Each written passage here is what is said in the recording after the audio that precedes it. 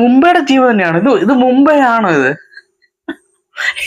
എന്തോ പാഴ് കളിയാ കളിക്കുന്നത്. 196 റൺസ് പോലും എടുക്കാൻ പറ്റുന്നില്ല ആ ഒരു ബാറ്റിംഗ് പിച്ചില്. 190 എടുക്കാൻ പോട്ടെ, നമ്മൾ ശ്രമിക്കണമല്ലോ. ഇത് ശ്രമിക്കുന്ന പോലും ഇല്ല. മുംബൈ ഇത് എന്ത് കളിയായി കളിക്കുന്നത്? ശരിക്കും പറഞ്ഞിട്ടുണ്ടല്ലോ, ഈ തിലക് വർമ്മ ഔട്ടാന്ന് വരത്തെ. തിലക് വർമ്മ ആണെങ്കിൽ വളരെ പാഴ് കളിയാണ് കളിച്ചത്, അത് വേറെ കാര്യം. കാരണം 36 ബോളിൽ നിന്ന് 39 റൺസാണ്. സ്ട്രൈക്ക് റേറ്റ് നോക്കിക്കാണാൻ 108.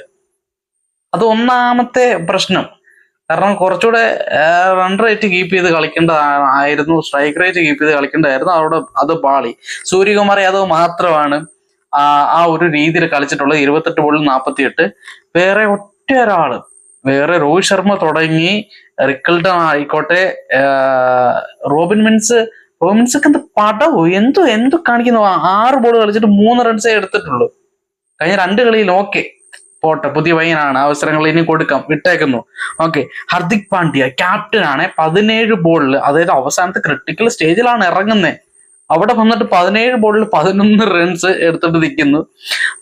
ഈ പറയുന്ന സാറ്റ്നർ നല്ല ഒരു ബെറ്റർ കളി തന്നെ കളിച്ചു. കാരണം അവസാന തോൽവിയാണ്, ജയിക്കാൻ പറ്റത്തില്ല എന്നുള്ള സിറ്റുവേഷൻ ആണ്.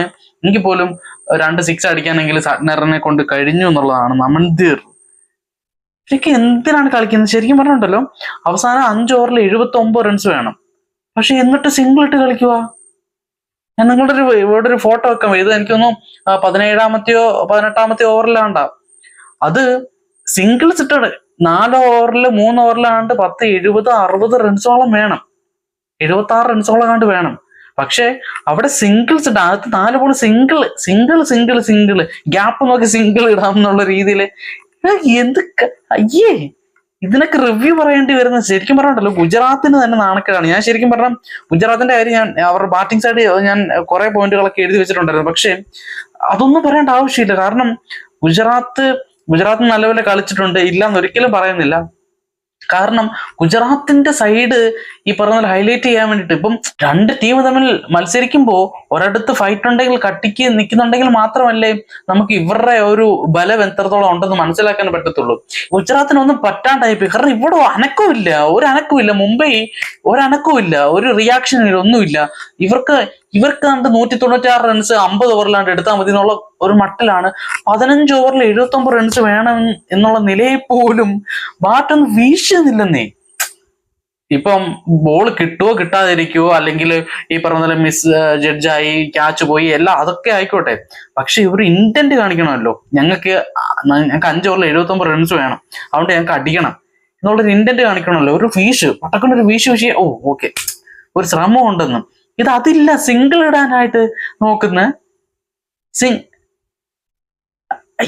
ഈ മുംബൈ ഇന്ത്യൻസിന്റെ ടീമോ ഇത്? 5 കപ്പ് നേടിയിട്ടുള്ള, ചെന്നൈയേക്കാൾ മുമ്പ് 5 കപ്പ് നേടിയിട്ടുള്ള ഒരു ടീമിന്റെ, അല്ലെങ്കിൽ ആ ഒരു പാരമ്പര്യമുള്ള ഒരു ടീമിന്റെ കളിയാണോ ഈ കാണുന്നത്? എത്ര മോശം, എത്ര പരിതാപകരം, എത്ര പോരാട്ട വീര്യം എന്നുണ്ടല്ലോ, അത് 0 ആണ്. പോരാട്ട വീര്യം എന്ന് പറയുന്നത് വെറും 0 ആണ്. തല കുനിച്ചിറങ്ങി പോകുന്ന പോലെ. അയ്യേ, ഞങ്ങൾക്ക് ജയിക്കാനേ പറ്റത്തില്ല എന്ന് ഇവർക്ക് ഒരു ഫൈറ്റും കൊടുക്കുന്നില്ല. അയ്യേ, ഗുജറാത്തിന്റെ ഒക്കെ ഒരു അവസ്ഥ നോക്കിക്കോണേ. ഫൈറ്റ് ചെയ്യുന്നൊരു ടീമിൽ നിന്നും നമ്മൾ അതേപോലെ തിരിച്ച് ഫൈറ്റ് ചെയ്ത് ആ ജയം നമ്മൾ പിടിച്ചു മേടിക്കാൻ നമുക്കുണ്ടാകുന്ന ഒരു ഫീൽ ഉണ്ട്. പക്ഷെ ഇവിടെ അനക്കമില്ല. ഒരുമാതിരി ചത്ത സാധനം പോലെ ഇങ്ങനെ നിൽക്കുക മുംബൈ ഇന്ത്യൻസ്. ഈ മുംബൈ ഇന്ത്യൻസ് എന്ന് പറയാൻ പോലും നാണക്കേടാണ്. കാരണം പണ്ടത്തെ മുംബൈ ഒന്നും ഇതൊന്നും അല്ല മുംബൈ. കളി നമ്മൾ തോക്കുവോ തോക്കാതിരിക്കുവോ എന്തോ ആയിക്കോട്ടെ, പക്ഷെ അതല്ല. ഒരു പോരാട്ട വീര്യം എന്ന് പറഞ്ഞൊരു സാധനം ഉണ്ടല്ലോ. ഒരു 10 അട്ടി അങ്ങോട്ട് വെച്ച് കീറുക. തോറ്റാലും ജയിച്ചാലും 10 അട്ടി എന്തായാലും കുറഞ്ഞ ഒരു 5 6 എങ്കിലും പോകണം എന്നൊക്കെ പറഞ്ഞിട്ട് ആ ഒരു മൈൻഡ് സെറ്റിൽ അങ്ങോട്ട് നിന്നിട്ട് കീച്ചാൻ വേണ്ടി നിൽക്കുന്ന അങ്ങനെ ഒരു സംഭവം ഒന്നുമില്ല. സത്യം, ഇവർക്ക് 5 ഓവർ 15 ഓവർ കഴിഞ്ഞിട്ട് ഇവര് കളിക്കുമ്പോൾ ഞാൻ ഓർക്കുന്നേ, ഇതെന്ത് ഇവരിങ്ങനെ കളിക്കുന്നേ? ഇവർക്ക് ഇനി ഓവർ ഉണ്ടോ? അതിങ്ങനെ ഇവർക്ക് ഇനി റൺ റേറ്റ് വെച്ച് നോക്കിയിട്ട് ഇത്ര റൺസ് വല്ല എടുത്താൽ മതി, അങ്ങനെ വല്ല പോയിന്റ് കിട്ടുവോ എന്നൊക്കെ ഞാൻ ചിന്തിക്കും. കാരണം ജയിക്കാൻ യാതൊരുവിധ ഞാൻ ഈ റിവ്യൂ പറയാനേ ഇല്ല. നമുക്ക് അടുത്ത മത്സരത്തിന്റെ റിവ്യൂ ഇട്ട് എന്ത് മത്സരമാണിത്?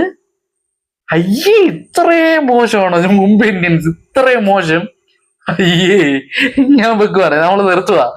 നമുക്ക് അടുത്തൊരു മത്സരത്തിന്റെ റിവ്യൂ ആയിട്ട് കാണാം. പറയാൻ എന്തെങ്കിലും വേണ്ടേ?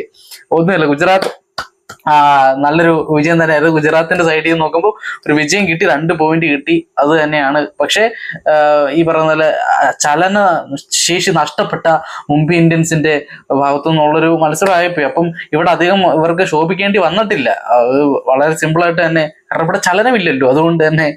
ശരി, എനിവേ എന്തായാലും ഗുജറാത്തിന്റെ മത്സരം ഒരു രക്ഷയില്ലായിരുന്നു. കീപ് ഗോയിങ്, നിങ്ങൾ പ്ലേ ഓഫിൽ കയറണം നോക്കട്ടെ.